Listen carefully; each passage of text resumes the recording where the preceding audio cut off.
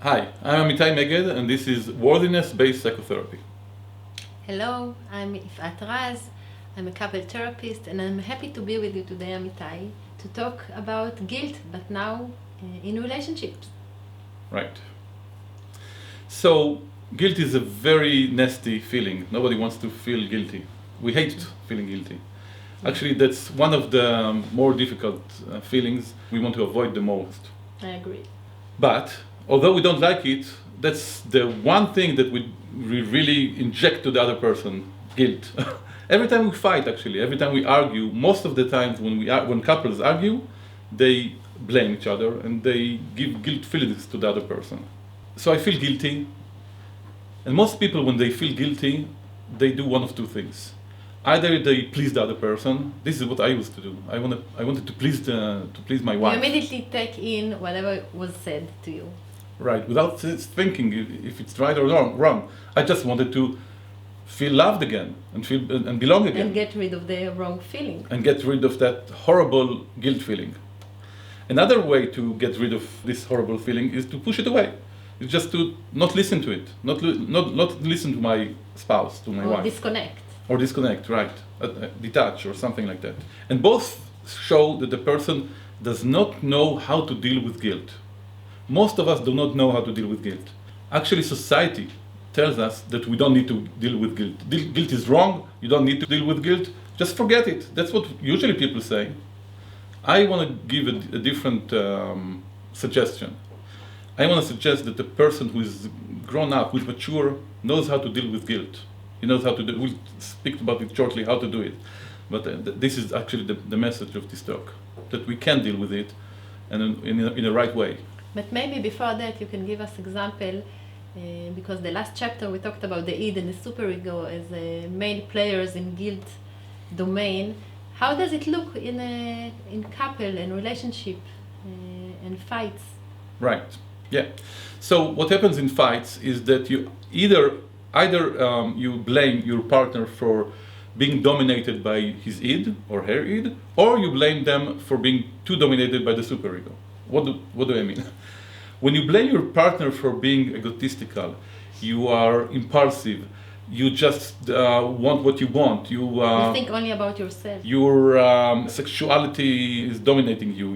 You're aggressive. You are not considerate. You don't look at the other person. That's saying that your id is dominating you. It complains. It complains. Superego complaints are complaints that you're too considerate. You think about your mother too much. You think about your father. You want you want everyone to like you. You want you're not authentic. You want your neighbors to like you. You want your coworkers to like you. You don't stand up to yourself. You don't stand up for yourself. You're not authentic. You're not connected to your sexuality, to your creativity. So these are superego complaints. So, let's say you're my wife, and you have complaints about this or that to me. So the one thing that I can start doing is look at it and think, are you complaining that I'm too dominated by my ego, or are you complaining that I'm too dominated by my superego? It's important to see, because then I can look and check for myself. So use it as a tool of an examination. Right. As an examination, am I really too dominated? I mean, you can say that I'm too dominated by my ego just because you don't like what I'm doing. You can say that I'm too dominated by my superego just because, you are very happy that I will be very considerate of you, but you're not so happy that I'm too considerate of my mother, or my father, or our neighbors, or the children. So I'm trying to get something out of you, actually. Sometimes, maybe, you can look at me and criticize me because you really see me. And you really see who I am, and you want to give me feedback, which is great. Most times, couples complain about each other and criticize each other, not because they see the other person objectively, but because they want to get something out of it, because their needs are not being met. Their id needs are not being met. They want something. So it raises up the subject of differentiation, because is it our job to give each other needs or to fulfill each other's needs? It's my job to give the other person needs, and actually, if I even partly think that it is my job, then I will feel much more guilty when my wife criticizes me. When she criticizes me, well, you're not considerate, and I think, well, I should be considerate, then I feel guilty about it. So she can play with it. Yeah. But it's a question. Is it my job to take care of her needs? Or is it my job to look at myself inside and see what's accurate for me? Sometimes I will want to take care of her needs because it comes, from inside me. This is what I want to do. I like her, I love her, and I want to do it for her. But it's important that it comes out of choice and not out of pleasing and out of fear that she will reject me or make me feel guilty. In your experience, when we please someone, what does it create? I have this couple that the husband always pleases the wife. And she doesn't believe him. She never believes him. And she says, he read it in a book that he should do that or should do that. I mean, for example, whenever she comes home, he asks her, how was work? And she said, I don't want to answer him that. I want quiet. When I come home, I want quiet. He tries to please her all the time, and it never works. Pleasing the other person doesn't work. Trying to please the other person. Actually pleasing your spouse because they want to, usually it's a bottomless pit. You try, and they're never happy. It will never be enough. It will never be enough. But you know what? I think it's because you try to give something you don't really want to give. Right, and they feel it, and they know it. So you cannot win if you please. You can only win when the other person feels that when you gave them something, you gave them out of your choice, out of your free will. Then they know that you're authentic. So now the question is, how can you be authentic? And this has to do with differentiation. Differentiation is your ability to be yourself, to be connected to your values and your wants, while the other person tries to make you accommodate them, and to do it in very meaningful relationships, like couple or like parents and children. When I start to make differentiation moves, let's say you are making me feel guilty about this or that because you want something out of me. Mm-hmm.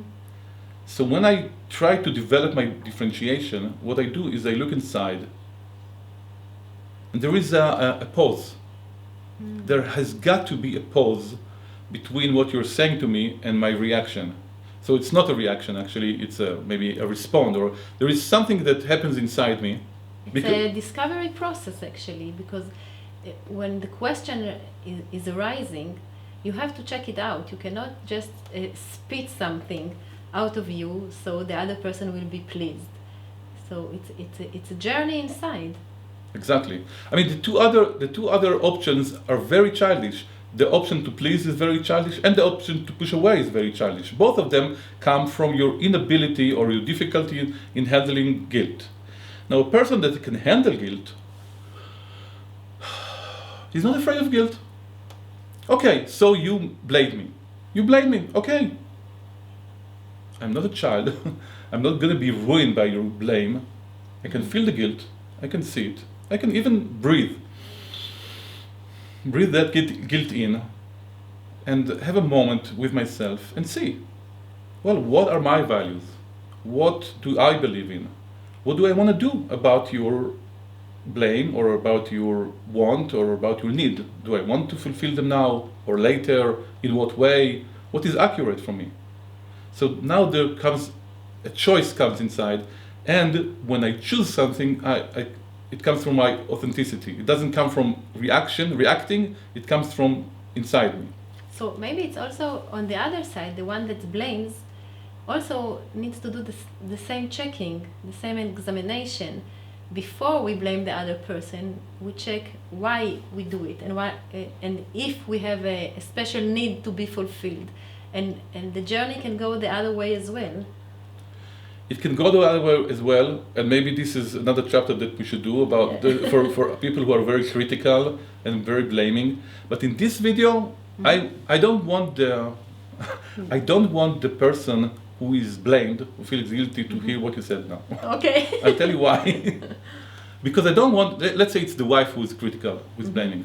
I don't want the husband to tell her, you see, in that video, they told me that you should also do the work. do the work. No, I want to this video is aimed at the people who are being blamed and who doesn't know what to do with their guilt feelings. And I want to tell them, don't be afraid of guilt feelings. Let them wash through you, breathe to them, stop, look, and think what's right for you, what's accurate for you. And after this process, what, in your experience, couple do when they grow in it?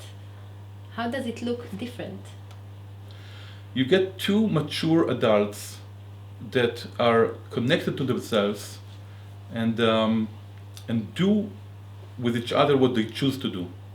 They're not compelled to do anything, they're not forced, they don't do it because of pleasing or because of fear or because of guilt, they do it because they're authentic. And it's great to be with an authentic person. I mean, even that wife is very critical of her husband and is blaming him. When he becomes more authentic, she will love, most of the time, she will love him much more. It's more attractive, actually. It's much more attractive. Thank you, Amitai. Thank Very you. revealing.